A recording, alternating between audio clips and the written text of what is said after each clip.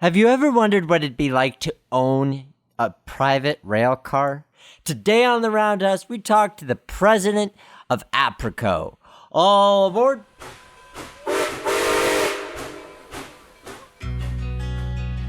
In days past, the Roundhouse was where the railroad worker united with the steam locomotive, each to prepare for the journey ahead. Today, it's where we examine the history, the industry, the machines, the hobby, and the passion behind railroading. News, interviews, stories, and more. So climb aboard. This is The Roundhouse. Welcome to the Roundhouse. I'm your host, Nick Ozarek, and this is episode number 55 of our Trains and Railroading podcast, where we talk to everyone in the industry and the hobby, you name it, and we discuss it. Today, we are talking to Bob Donnelly. He's the president of the American Association for Private Railcar Owners. He talks about his own cars that he has stakes in, what it's like to be a member of this organization, the work that they're doing, and looking forward to their 2017 National Convention. These guys, when they put on a convention, they get cars from around the country, put them into a single train, and go on routes that haven't seen passenger traffic in decades. He talks about all of that and more.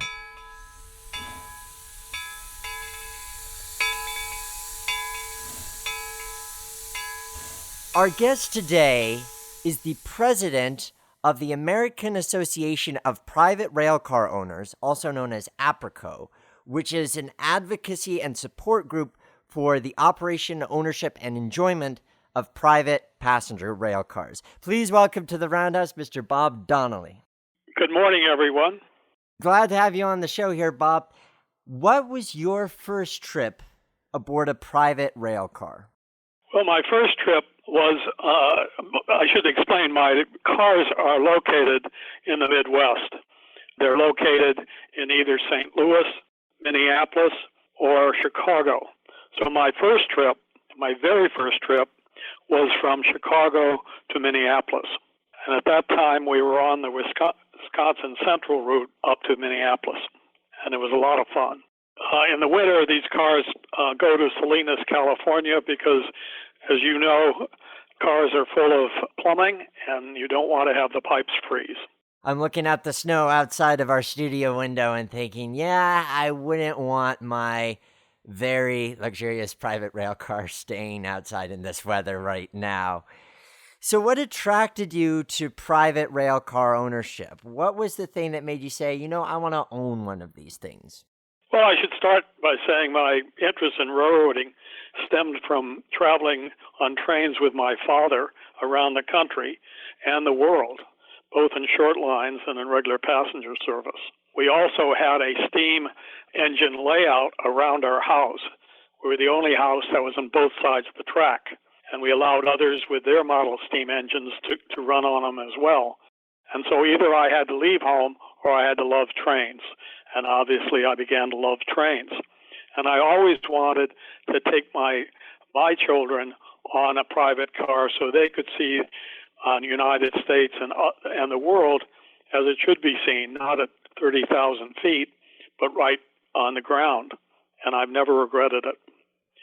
It's interesting that one of the uses of the car is to take, not mine, but one of the shareholders take their grandchildren, and they go around the country and take different sets of parents and grandchildren on different segments, which they change every year. And it's highly popular. Describe for us the cars that you own or have part ownership in. Well, I got into this. I didn't know anything at all, and I vowed that I would not go into anything unless there were at least three other people that knew a lot more about private cars and railroading than I did. And so I'm a shareholder in two cars. One is the Sierra Hotel, that's Amtrak number 800-275, which is a Bud Business Sleeper Dome. It was built in 1948 as the mid-train Vista Dome sleeper coach lounge called the Silver Lounge. And if anyone is a model railroader, they have a car. That car was used as a template for a Vistadome car. It was rebuilt with a rear-end platform, which was completed in 1989. And I joined the group in 1988, and we helped pay to finish the car. It's interesting looking at the Sierra Hotel, how it's basically 90% a Bud dome car, but then the tail end of it, the part that's been rebuilt, has more of the effect of a heavyweight observation car, the way the platform's arranged. It's not a bullet nose like most people think of dome observations. Yeah, it has an open platform. It never did have a bullet. It was never a round dome, a round end. It was in the mid-train of the California Zephyr, so it was basically square at the end. We just removed the vestibule and put in an open platform, conforming to the FRA rules, which meant it had to have fold-down seats, and it had to have a high enough barrier so people couldn't fall over. But it's open, and that is a unique experience when you're traveling behind an Amtrak train, to be out there watching the scenery go by. I imagine there's so much that one has to go through. Even if you have the capital lined up to invest in a car, the actual process of acquiring and restoring a car takes a lot of time and effort. Provide us a walkthrough of what the average private rail car owner goes through from purchase to participation in an excursion or event.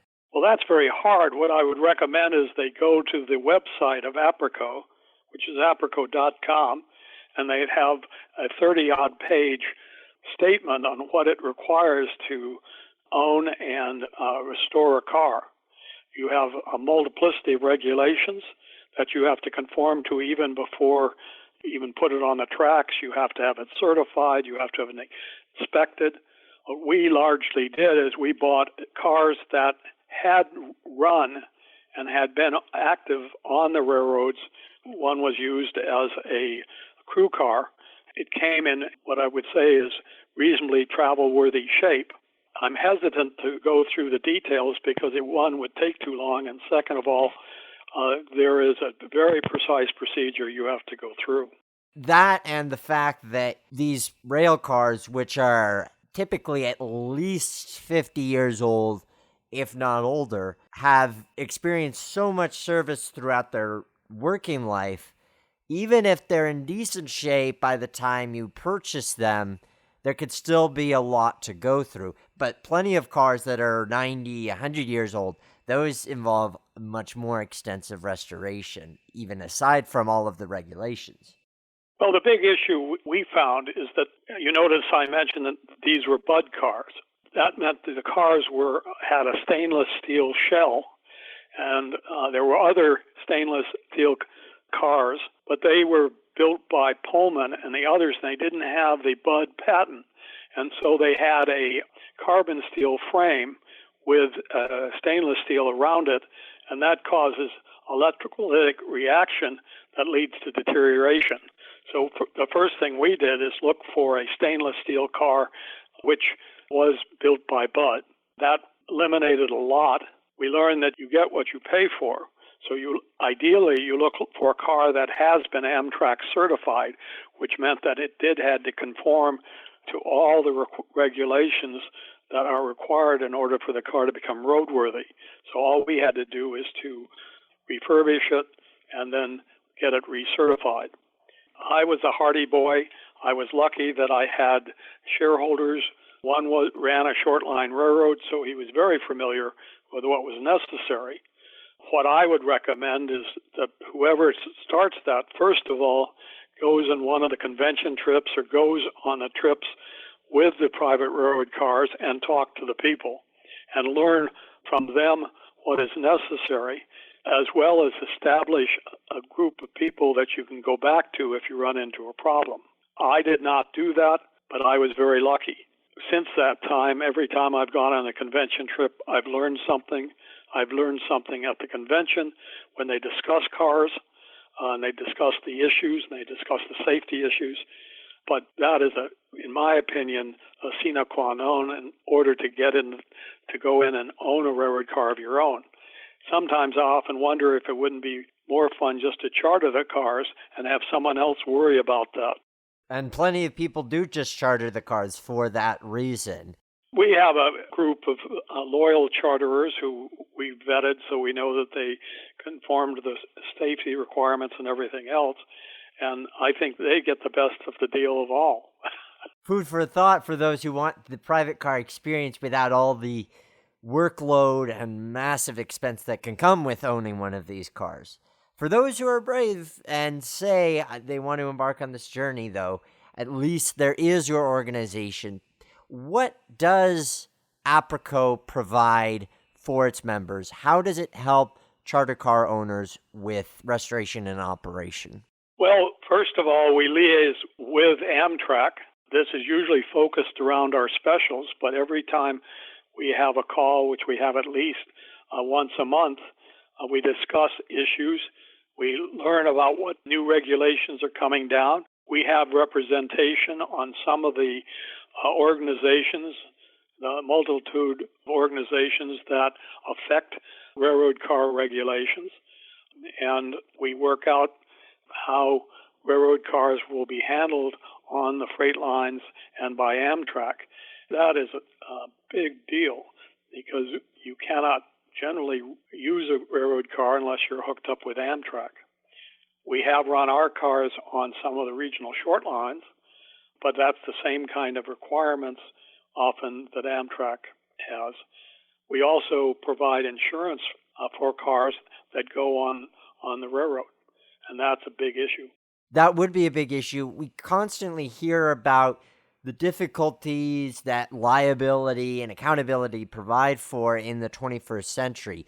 So having somebody leading you through that process and helping to check some of those boxes off makes it a heck of a lot easier to do some of these really impressive trips. Well, I think absolutely. We have one person who almost devotes his full time in managing the convention trips.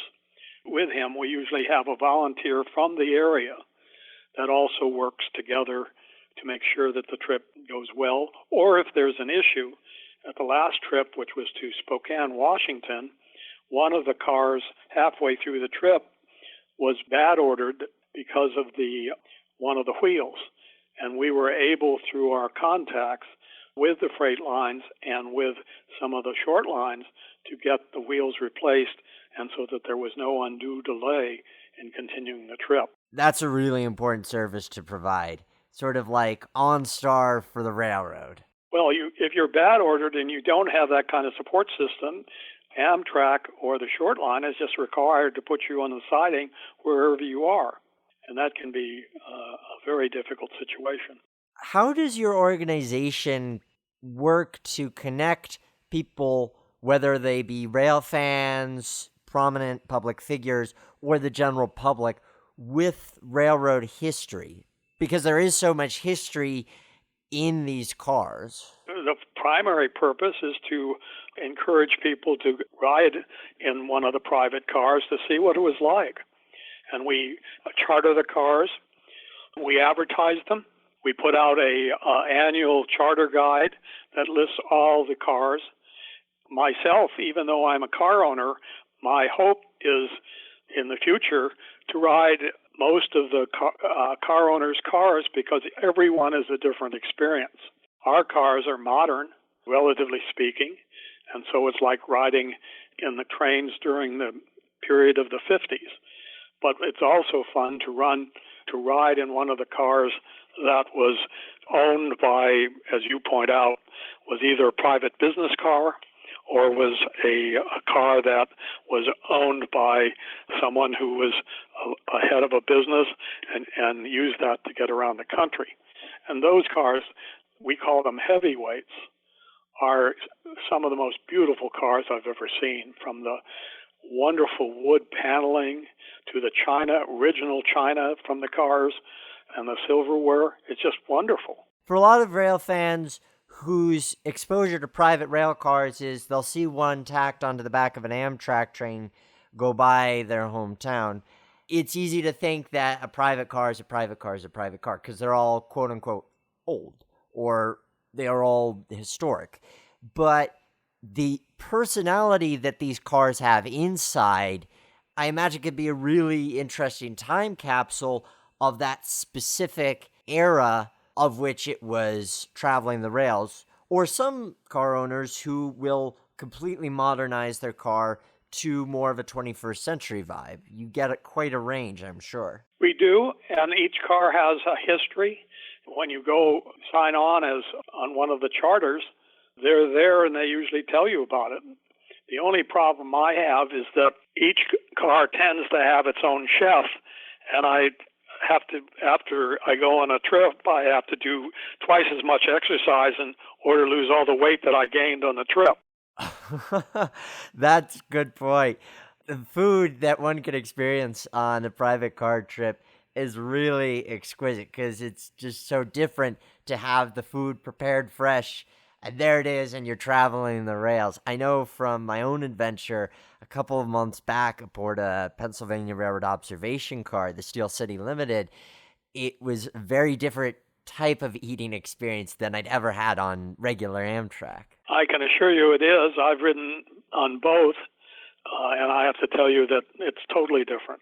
Sometimes it's too different. I have to try to ask for not so much food and a little bit more vegetables than they've prepared, but it's still a lot of fun. And the most important thing is you really see the country.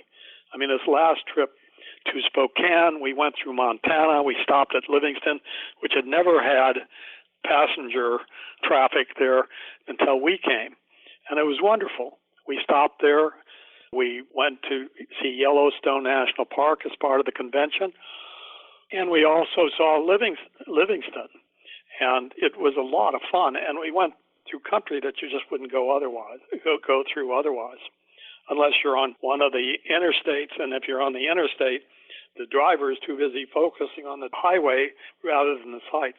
Let's talk about those conventions. That's the one time of year that I regularly see your name, your organization's name, crop up in rail fanning news because you guys have managed over the years to build these really great relationships with some of the short line or regional railroads. So you get to do these rare mileage trips with 20 plus car trains. What are those like to organize and be a part of? Well, it takes about a year to organize it. It's done by our railroad, our Vice President of Transportation, Taylor Johnson. He does an excellent job. We also have people that volunteer security. We also have people that arrange for hotels so that we get convention prices, and also arrange for the little-known places to go as part of the convention. Like last year, we went on the Hiawatha Trail, which was the bicycle trail made out of the route of the Olympian Hiawatha. And it was the most beautiful cycling trip. It was downhill, which meant you didn't have to be in total shape to do it. They picked you up at the end, and we went through 7 tunnels and over 7 trestles through the most beautiful country in the mountains I've ever seen. It was just delightful. The one thing I vowed that I'm going to take my relatives on that trip myself because I think it's so good. There's this great photo on your homepage from last year's convention, I believe it was, when you were on Montana Rail Link and you're curving around this trestle and you see over a dozen cars within the frame. And I feel like that really encapsulates the beauty, not just of the landscape you're traveling through, but the variety of the cars that you have assembled on the train.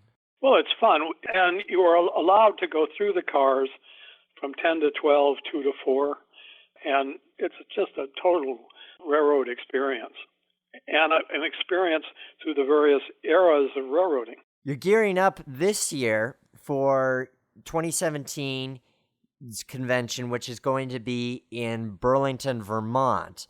How is that trip going to work out? What are some of the things people are going to experience there? Well, it's still being worked out, and I'm a little cautious to say anything until we get into February, where all our applications are approved. But I can assure people that we're going to go on again, because we've done this in every trip, on routes that you otherwise would not go on.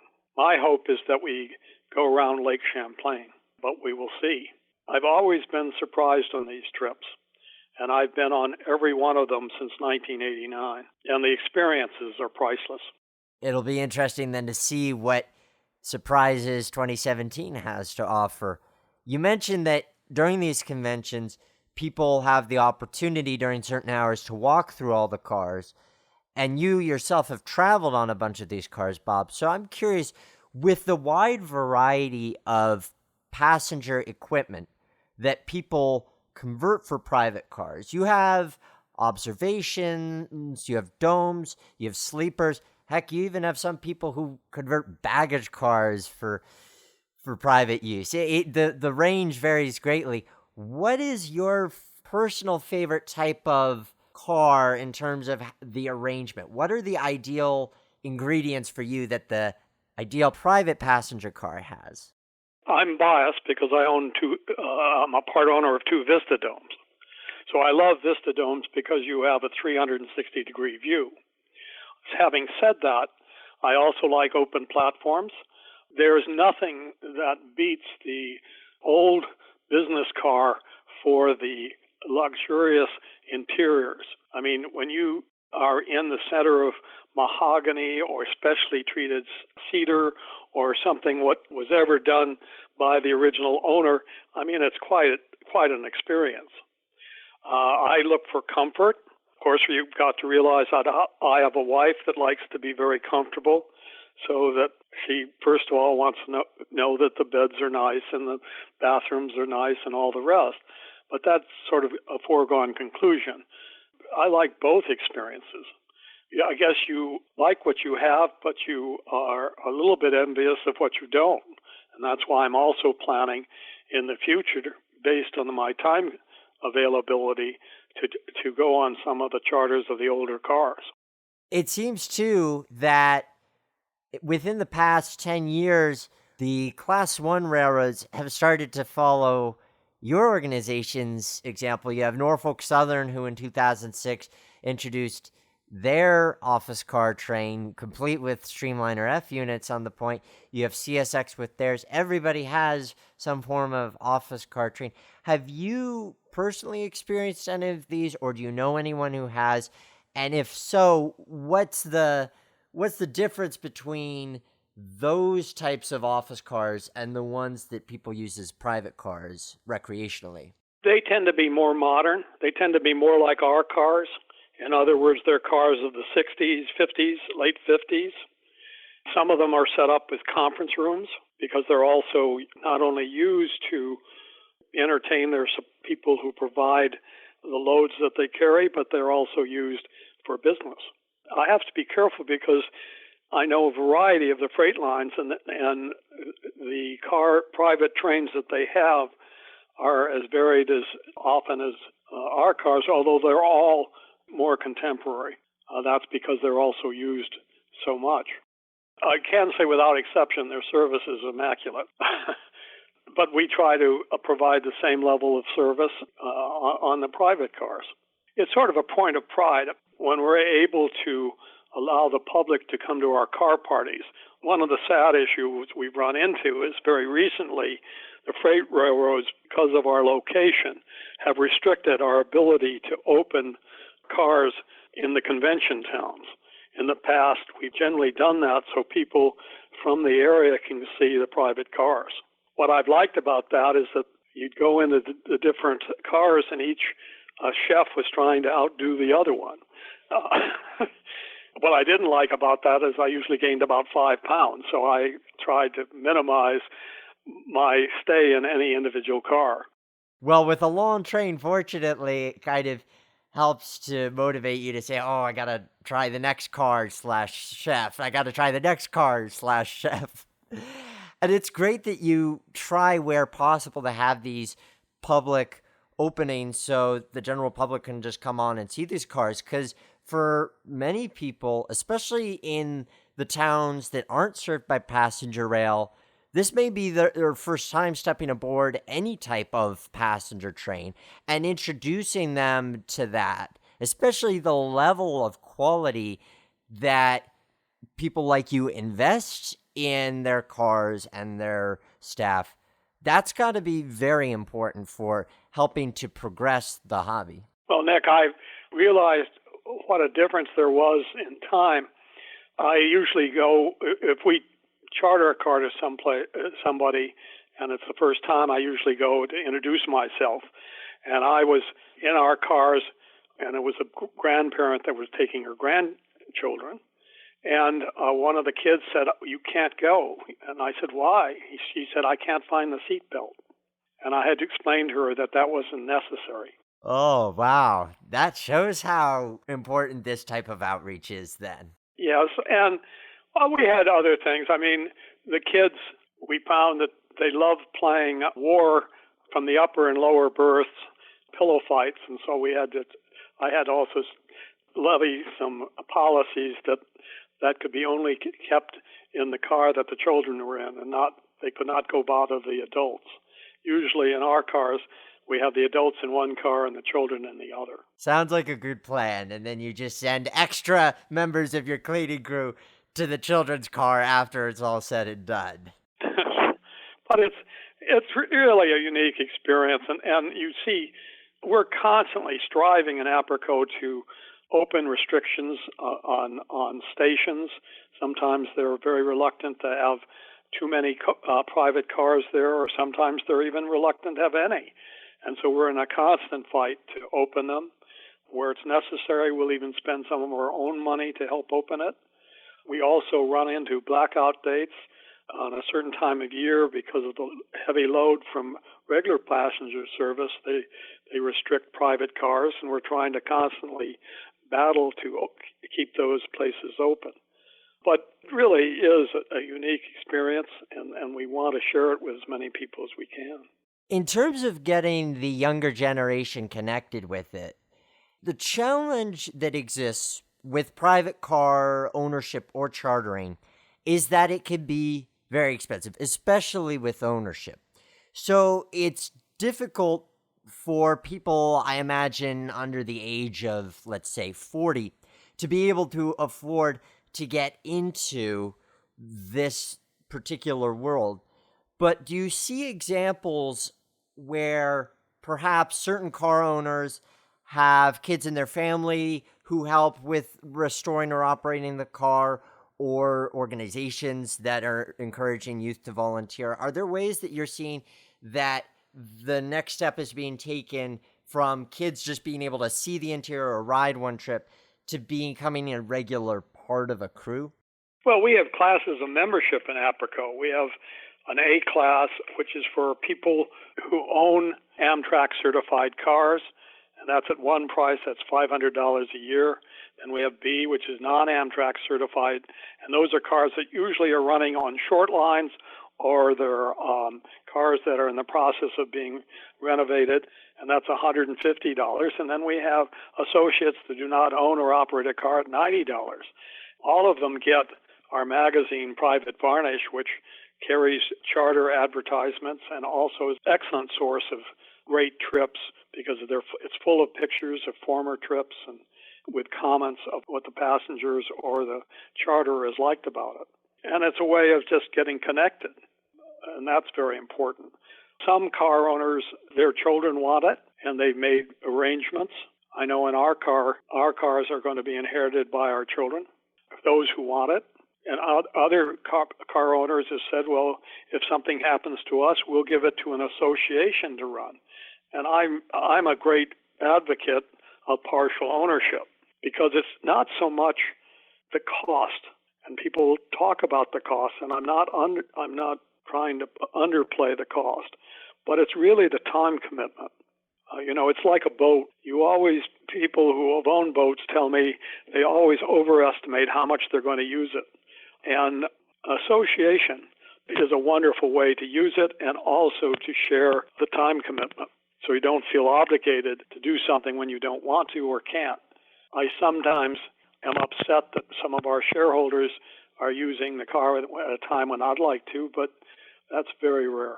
And that helps to ensure that the car has a steady family and a steady home so that it's not necessarily solely dependent on one person and one person's will or what they want to have happen to it in the future. It ensures that it continues to be accessible for people. Yeah, these cars are built to be used. And just like people that have classic cars, you really ought to drive them to keep them up to snuff. Cars are the same way. These cars look so at home when you see them or experience them running at any speed, but particularly when you have them on the main line running at a track speed of 60 or 70 miles per hour. That's how they're meant to be experienced. And when you get to have that, there's nothing quite like it. Our cars are certified at 110, and there's nowhere except on Accela, which we can't go on because of the catenary lines, because our cars are too high, where you can go that speed. But, and every year we get it, or every 3 years we get it certified, and I would have no hesitancy the next time to take it up to 120. My hope is that the railroads will go faster as they start beginning to realize that passenger traffic keeps growing. As you know, it's growing faster than the population. And in many cases, the only way that people can get from their towns. Our biggest co-supporters are the smaller towns in the West who, if the Amtrak train was eliminated, except to drive, there's no other way to go. And this becomes very important. It does become very important because there is that challenge of maintaining accessibility. From what you've seen with your organization, it sounds like passenger rail traffic in general, Amtrak, and commuter services have been increasing. How has private car ownership been doing? Is that something that's maintained a healthy balance? Is it on the decline? Is it rising? What have you seen? It's been rising, not as fast as we would like, but usually, we do have an older constituency. And I used to be a museum director in my later years, and we had the same problem there. And we're constantly looking to increase our younger generation. Now, I'm lucky in that I have relatives, the younger relatives, that want to run the car after if something should happen to us. They want it. And in some cases, it's like a summer camp. We may put some money aside to help them be successful, but there are also a lot of young people that are quite well-to-do. Now, I don't mean to stress that you have to be a millionaire to own cars. We have a wide variety of people. I used to laugh that the most important person, a shareholder in a car, is a plumber and electrician, because there's so much equipment that needs their attention. And I'm not too far off on that. There's a lot that one learns through restoring a car. Imagine our general life skills. You've got team building, you've got plumbing, you've got electrical work, coordinating and meeting certain regulations, marketing and interfacing with the public for those that charter their cars. There's a lot that you can experience through the act of this ownership or part ownership. The key is to be involved in associations that help you, because what you really learn is very quickly, it's just like running a house. You need a network of contacts that if there's a problem, you can talk to them. I was also surprised the other day to find out the Newberry Library in Chicago have the original plans for all the Pullman cars that were ever built. Not only the plans as to the construction, but also how they were originally decorated. And I didn't know that. And a number of our people have been using that to ensure that their cars look exactly like they looked in the old days. Talk about preserving history. That is a wonderful way to do it. Something that I have seen with your organization is that you seek to have representation in Congress. What is the importance to your organization to have a positive relationship with our government? Well, I would have to say that today With the government involvement in practically every part of our lives, it's essential. It's essential to know what's being done. It's essential to make sure that if any act is made or passed, that it has input from people that are actually affected by it. There, too, is another aspect where people who care about the preservation of this history, there's an advocacy part of that as well, which I think is important in terms of public education and outreach. Well, we're trying to also get on the various organizations that actually help frame the regulation so that they are aware of the particular characteristics and issues that we have in private cars.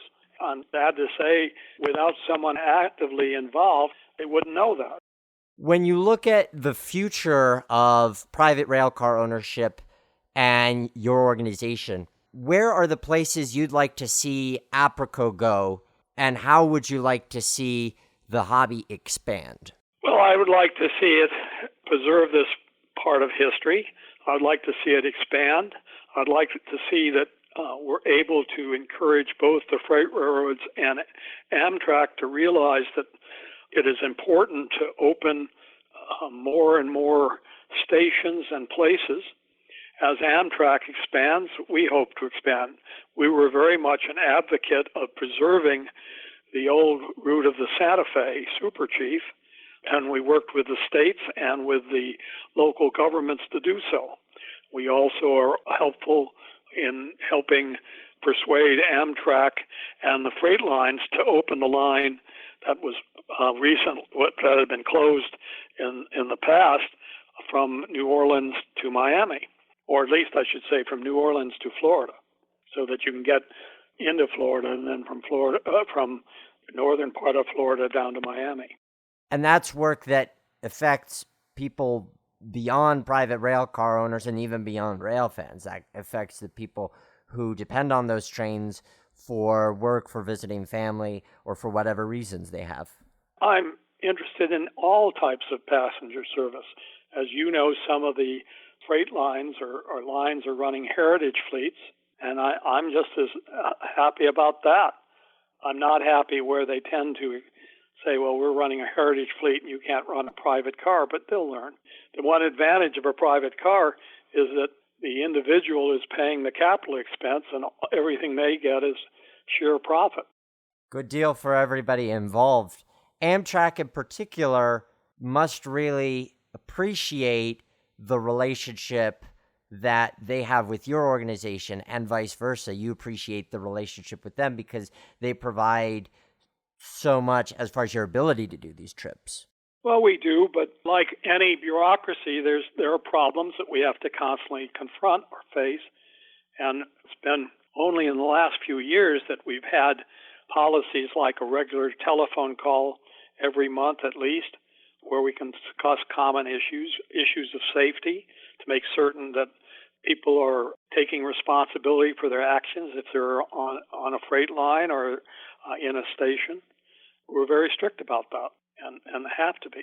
Last question that I have for you, Bob, is out of your time riding, being part owner, and experiencing private rail cars, what makes you happiest about the work that you invest with your cars as well as your investment in AAPRCO? What gives you the most satisfaction? My most satisfaction is the experience and the opportunity of traveling around the United States and really getting to know the United States, not from big city to big city, but the rural areas, the beautiful countryside that you go through that most people tend to ignore, and preserving this experience and introducing others to that experience.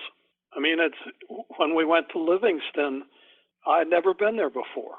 Now, one of my shareholders had a private car before becoming a shareholder, and he had been there 40 times, and he said, this is a part of the country that most people ignore. I looked at the sheer beauty, the people there. It was just a totally different experience.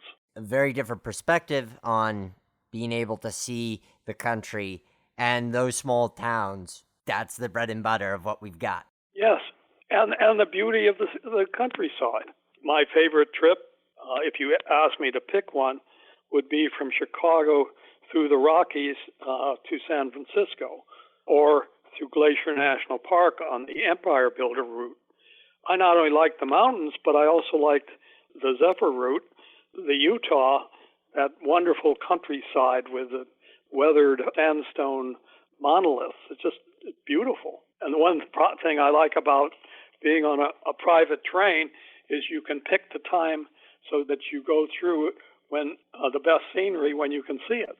Beautiful scenery aboard beautiful cars. Can't beat that. Bob, thank you so much for joining us here on the Roundhouse and sharing the private car experience and how AAPRCO supports that. I can't wait to see what the 2017 convention is like, and hopefully we get to cover that here on the Roundhouse. It'll be very nifty to see how this hobby continues to grow into the future. Well, I look forward to inviting you to our cars so at least you can see what they're like. Sounds like a good plan. Thank you so much. You're welcome. And now, the question of the day. Before we get to the question of the day, I have a link in the show notes you might want to check out. If you don't hear enough of me here on the Roundhouse podcast, I was interviewed on A Modeler's Life, which is a model railroading podcast. It was a great conversation to have. I talk about what goes into the production of the show, why I care about it, and my train layout. So if you want to hear more of me, you can check out that link in the show notes for episode number 55.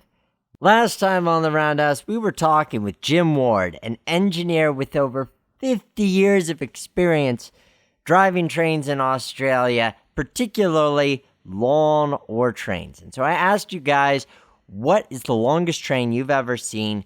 Loads of responses. First from Adam Osborne. He mentioned that he's seen the 220-car iron ore trains out of Port Hedland, which is where Jim used to work. So good to see Australia well represented there. This from Jason Leach. Longest train I have seen was a massive 10,000-foot BNSF intermodal train that I saw a year ago at Fullerton, California. Because the train was so long and heavy, it had 5 locomotives on the front, 3 in the middle, and 2 on the back. And lastly, Peter Ian Jenkinson says, I saw a container train in Canada. The driver or conductor told me it was 230 well cars long at over 18,000 feet. Your question of the day for this episode is, what rail car would you like to own? Let me know at theroundhousepodcast.com. Links to social media are there so you can join the conversation on Facebook and Twitter and leave comments there. Get in touch with me. We have a contact us page. So if you have suggestions for future episodes you'd like to see, future topics, people you'd like to hear from, that's a great way to get a hold of me and keep the conversation going. Thank you guys as always. And remember that the Roundhouse is our house.